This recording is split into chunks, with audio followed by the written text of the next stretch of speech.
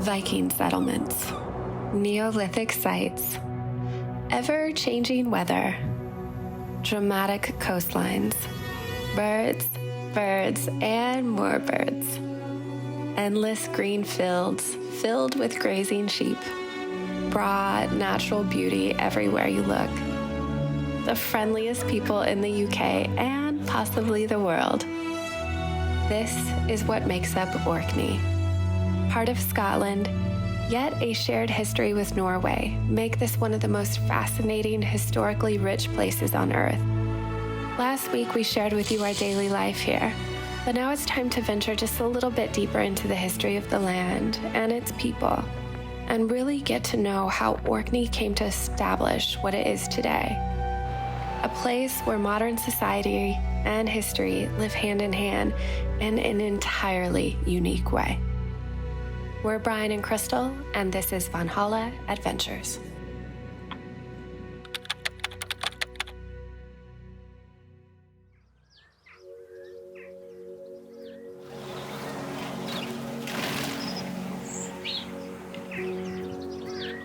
So we officially made it to Orkney a couple days ago, and today we are picking up our car rental. We've just kind of been hanging out around the house sit that we're at. Now we finally get a car and can start exploring the aisles here, which I'm so psyched about. So our ride's just about here. Gonna go grab our car. It's been absolutely beautiful past couple days and also really rainy. It's always temperamental. You never know what you're gonna get. 4 seasons in one day. It doesn't matter what time of year. You bundled up, ready to go? Ready to go. Renting a car here is definitely a must if you want to see and experience all that Orkney has to offer. We suggest Drive Orkney, as we had a wonderful experience with them. The prices were great, and we were told by locals that they just have a great reputation in general. We will put their information down below in the description. Thank you, Drive Orkney, for being our favorite car rental company we have ever worked with.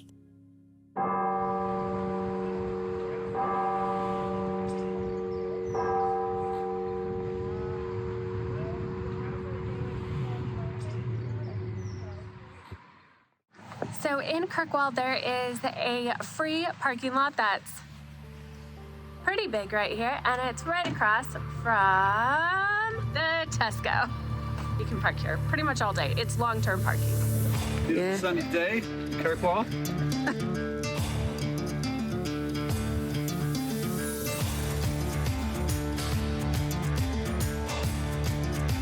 It's time to fuel up. Let's get some coffee, eh?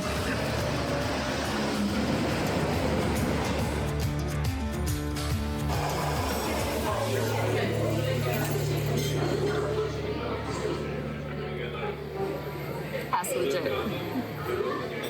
Oh yeah, that's really good.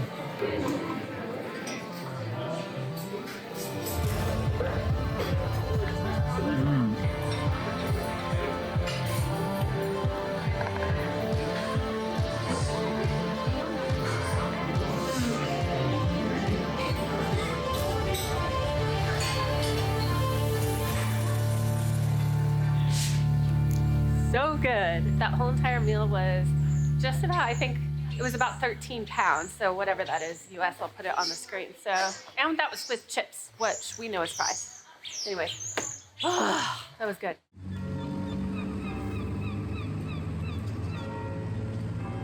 We were originally going to do a tour of the cathedral, but the locals told us that even they do the tour here because it's pretty awesome. And this cathedral even has a dungeon, which I'm hoping we can check out. And the history of this place, apparently it's pretty bloody. So I'm kind of curious. So we're going to do a tour.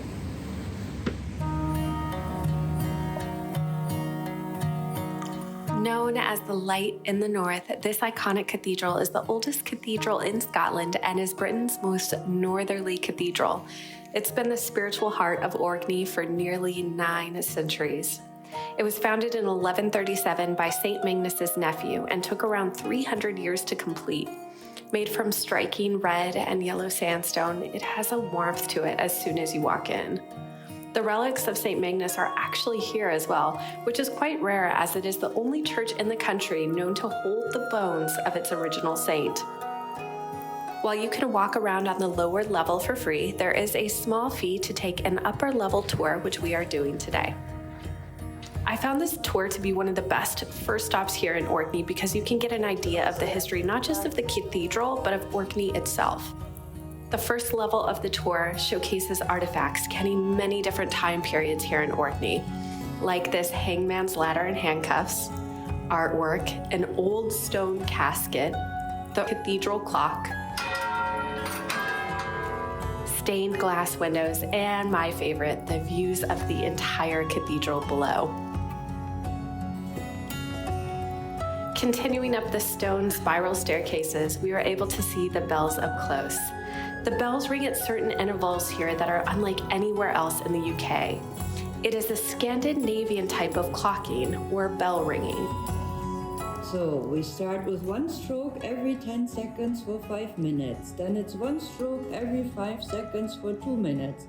Then it's one stroke every 2.5 seconds for 1 minute. And it goes faster and faster. Outside, the view opens up and you get these enormous views of Kirkwall and the surrounding area. One of the most fascinating parts of our tour out here was hearing about the history of Orkney itself. Our guide explained to us that when the Vikings originally came here to Orkney, they are unsure if they killed most of the original Orcadians or if the Vikings married and then had children with them. We also learned Orkney became part of Scotland as part of a dowry that had to be paid. I've been to a lot of cathedrals and gone on a couple tours, but this was unlike anything else that I've ever done before. You learn so much of the history of Orkney and the people here.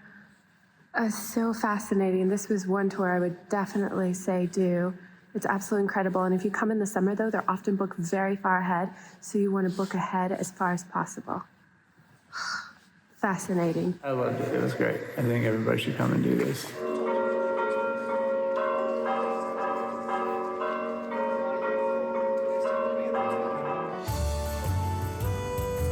Thank you. Kirkwall is filled with various shops where you can find beautiful jewelry, clothing, handmade arts and crafts, locally made food items, along with gin and whiskey distilleries where you can take a tour or just pop in for a wee drink. This is a great little city to do some shopping in, like if you're just like, I just wander around Kirkwall and it's so nice out today. Did my good deed. Picked up some litter, threw it in the trash. Good for you. It's actually a really clean city though. Yeah, that's why it looks so weird seeing garbage on the ground. I had to take care of that. Didn't feel right. Good job, babe. That's why I like you. Oh, I'm a keeper.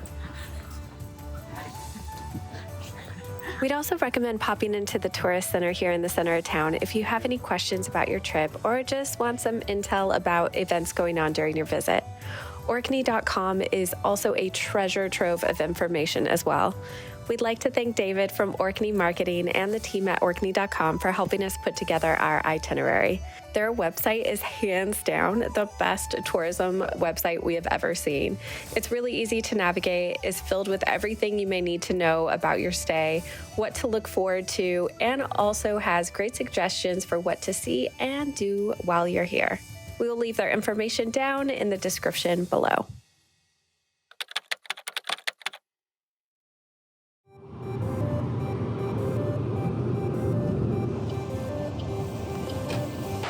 We're headed to Skara. It's the best preserved Stone Age settlement in Europe, which seems almost unreal to me that more people aren't talking about this. I think this is going to be really cool. Skara is a stone-built Neolithic settlement consisting of 8 houses built of stone and sunk into the ground, which were inhabited from 3180 BC to 2500 BC. It dates back to 5,000 years old. That makes it older than the Stonehenge, older than the pyramids, 3,000 years before Christ. And it is so well intact, and you can see the beds, you can see the dresser, you can see where they kept their food, you can see the hearth. It's incredible. I'm in absolute awe of this. The people who lived here were farmers, but they also hunted, fished, and collected shellfish, made their own tools, pots, and jewelry. Many of the items which you can see in the museum here, which are almost perfectly intact. Each dwelling was entered through a low doorway with a stone slab door that is similar to how our doors work today.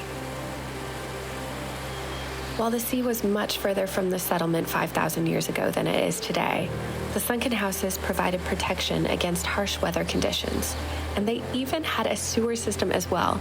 And according to one historian, they invented the world's first indoor toilet. This primitive sewer system included water used to flush waste into a drain and out to the ocean from a stream. Absolutely amazing. This is so worth the trip just in itself, just to come to Orkney for this. Incredible. I thought that was amazing how how organized they were. Yeah. And they had secret drawers and it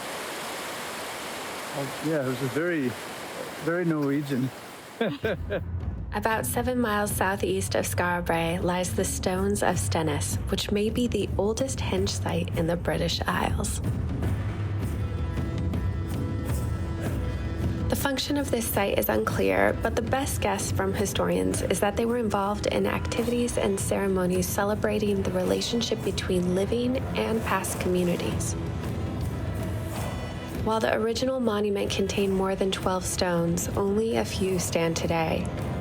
Arranged in an oval shape, the stones are about 12 inches thick and up to 16 feet in height.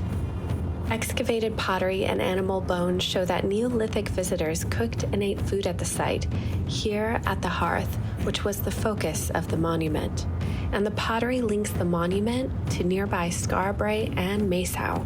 You can really feel the energy. It's just, as I'm walking up to this, it's palpable.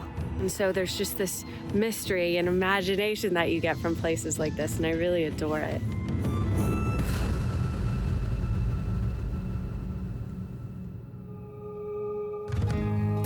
Next, we're visiting the Ring of Brodgar, which lies a little less than a mile away to the northwest and is thought to be built about 500 years or so later, though it has never been excavated, so no one actually knows its age for sure. Well, this is a bit of a bummer. This outer path that we're on is open, but the inner path, they said, is being rested. They're letting the path just lie so it doesn't, get ruined. So we can't go to the inner path and actually check out the stones like we could over at the Stones of Stennis. So, but still, it's amazing to see it, but I wish we could go in. It's an enormous site. The erecting of the stones and construction of the massive rock-cut ditch surrounding it would have required considerable manpower and organization. The stone circle is 341 feet in diameter. It's almost a perfect circle, and it originally consisted of 60 stones, but only 36 survive today.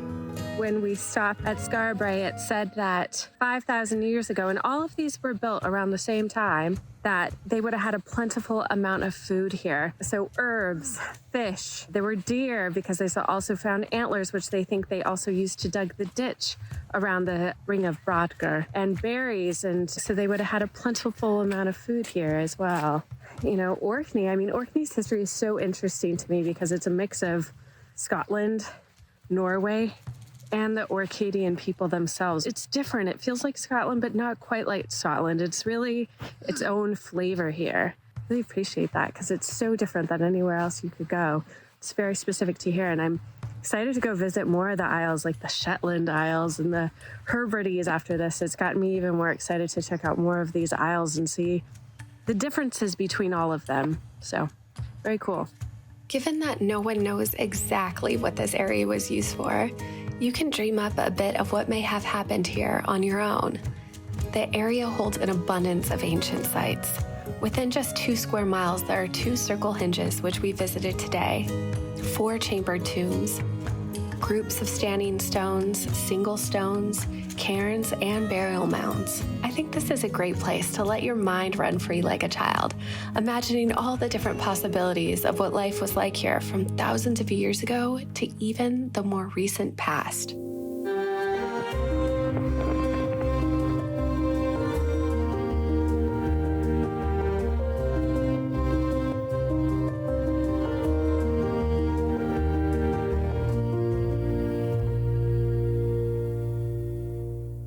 We didn't realize how close we were to Stromness until we were looking for food because I need a little bit of a snack.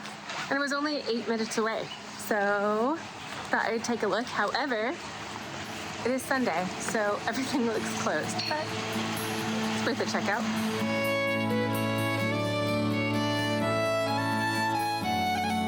I'm hungry. There's nothing. I think we found some.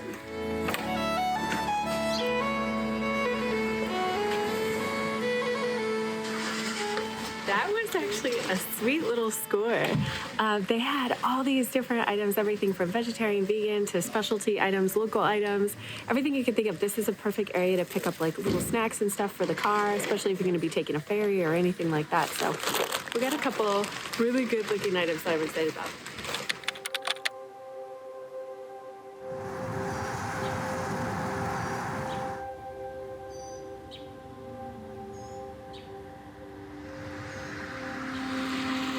We're starting early today to revel in this beauty by taking a couple walks on the west side of the island, starting at Yesnaby.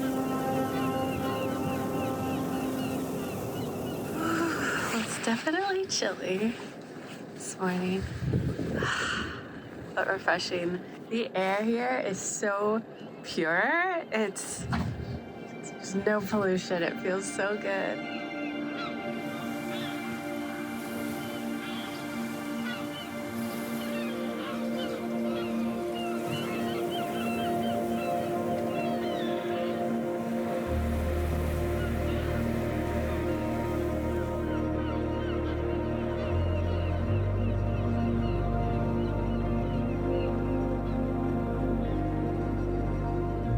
The beauty of this area is so unreal. I just can't get over how amazing this looks here. Yeah. It's like being in like a fairy tale or a movie or something. It doesn't seem real. This morning, I'm reminded of the quote, "Nature never hurries, yet everything is on time." This is an absolutely gorgeous day.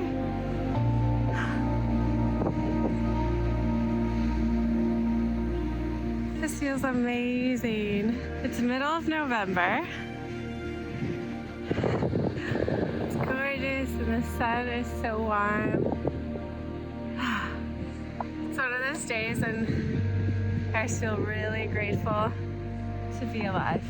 Isn't this incredible? Yeah. Look at this I found. This is cool.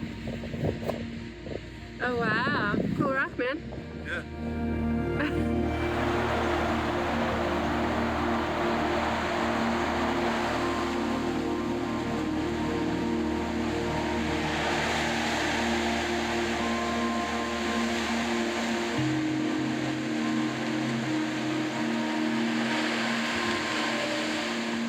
So beautiful out, and there's the sea stack.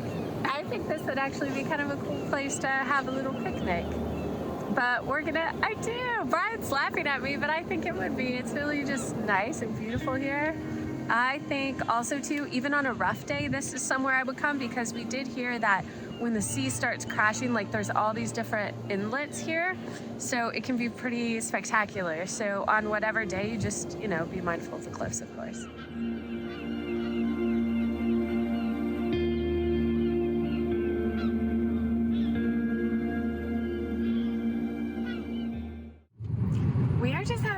The most incredible weather while we've been here. It can rain at any given moment. Oh, it looks like it is raining over there right as I say that. But the weather changes also super fast.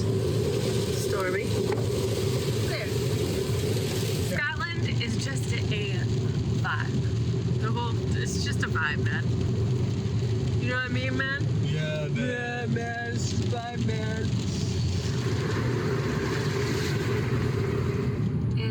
30 seconds later, it's nice out.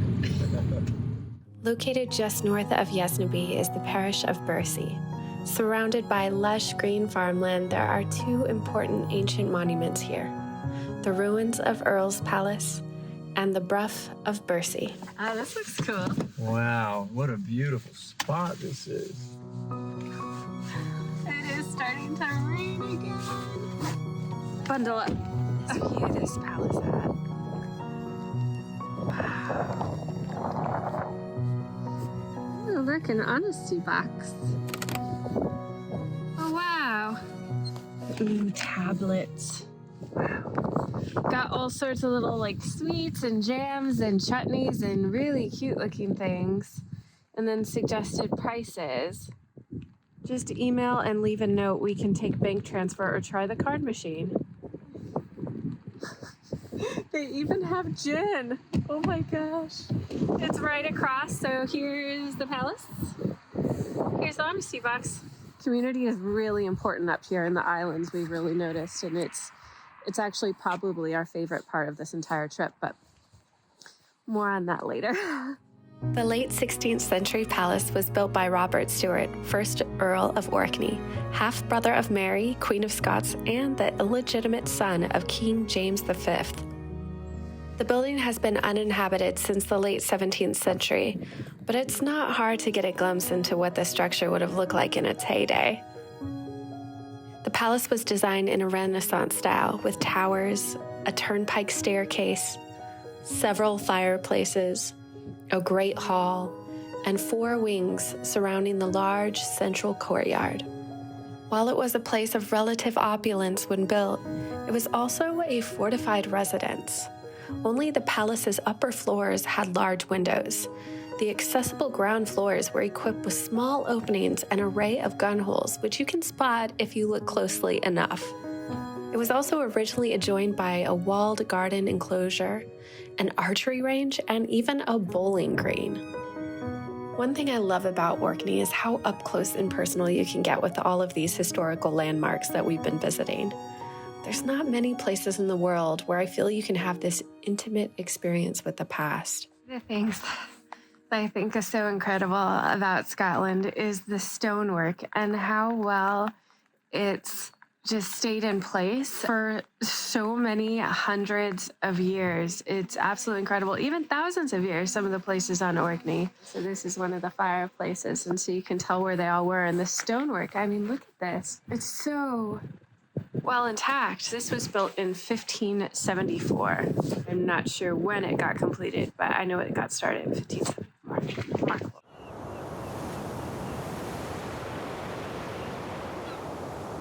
We've been waiting to come here until the tide was low.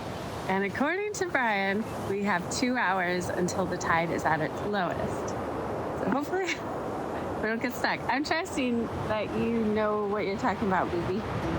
We tried to visit the Brough of Mercy a few days ago, but the water was covering most of the causeway.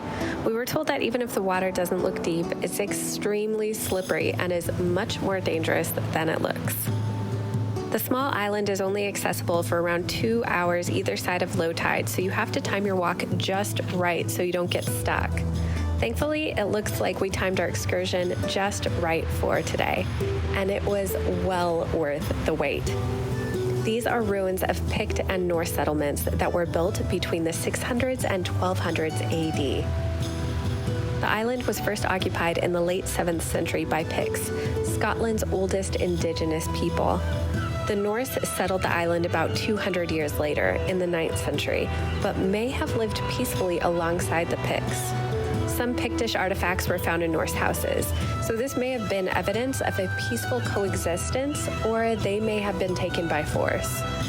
The Norse settlement developed over the next 3 centuries, and you can make out the remnants of Norse houses, barns, and even a sauna.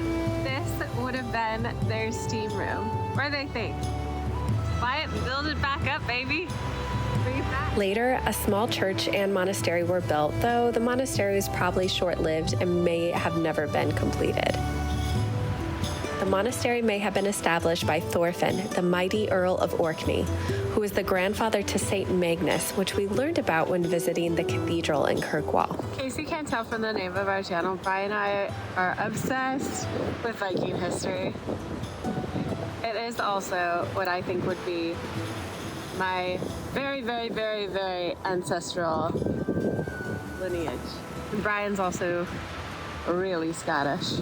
So, Scottish Scandinavian folk, we can't help but come to our ancestral homes, I feel like. That's what it feels like when we come to these places. Like, yeah, I live here. Seems about right. I would love to live here, right here. Yeah. Let's build it back up, babe. Yeah. Put the hearth in the middle. It all makes sense. Put the hearth in the middle, build around it. A stone house. We don't need a plunger, though. Unless you want to.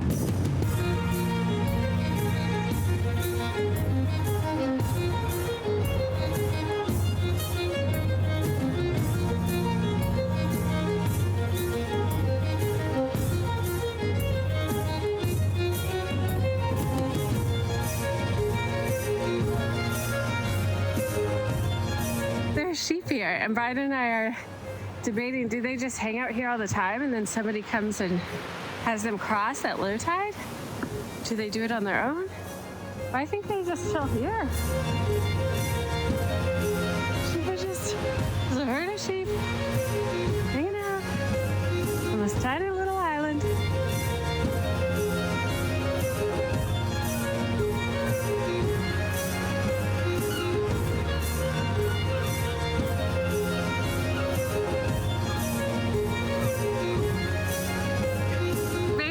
Standing right now, out this way, I believe would be Greenland and Iceland, and then up this way would be the Shetland Islands, and then a little further that way, then would be Norway.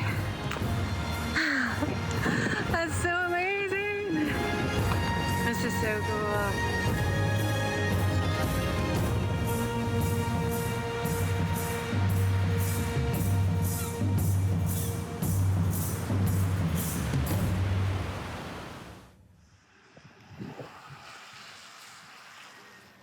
So we were told about this pizza place. Yeah, it looks really cool in there. I can't wait to go in there and check it out. Yeah, it looks super vibey, man. Yeah. And it's in the middle, kind of like... We are literally in the middle of nowhere. Yeah. On an island. We're in the north. We're in the north. Yeah.